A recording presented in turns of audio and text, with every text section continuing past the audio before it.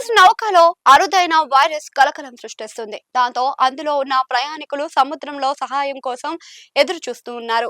వారంతా అట్లాంటిక్ మహాసముద్రంలో Cape word తీరానికి సమీపంలో వేచి ఉన్నారు. ఇప్పటికే ముగ్గురు ప్రయాణికులు మృతి చెందడం, మరో ముగ్గురు తీవ్ర అనారోగ్యానికి గురవడం, వారు ప్రాణ భయంతో బిక్కుబిక్కుమంటున్నారు. ప్రపంచ ఆరోగ్య సంస్థ షిప్ ఆపరేటర్ వెల్లడించిన వివరాల ప్రకారం ఎంవి హోండియస్ దాదాపుగా 150 మంది ప్రయాణికులతో అర్జెంటీనా నుంచి బయలుదేరింది. వాస్తవంగా అంటార్క్టికా, అట్లాంటిక్ మహాసముద్రాలలో వారం రోజుల పాటు ఈ యాత్ర కొనసాగించాల్సి ఉంటుంది.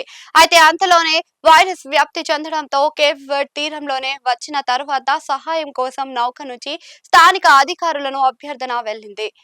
అయితే అందులోనూ వారు దిగేందుకు అనుమతి లభించలేదు. ప్రజారోగ్య ఆందోళన దృష్ట్యా తమ రేవులో ఆ నౌక నిలిపివేసేందుకు ప్రస్తుతం అనుమతి ఇవ్వలేదని కేప్ వర్డ్ ఆరోగ్య మంత్రిత్వ శాఖ వెల్లడించింది.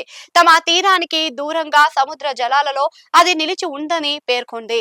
నౌకల్లో ప్రస్తుతం పరిస్థితి అరుదైన హ్యాంటా వైరస్ కారణమని అనుమానిస్తున్నారు.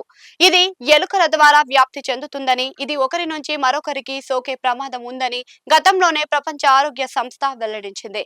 అయితే క్రూజ్ షిప్ లోని ఈ వైరస్ ఎలా వ్యాప్తి చెందిందనే దానిపైనే మాత్రం స్పష్టత లేదు.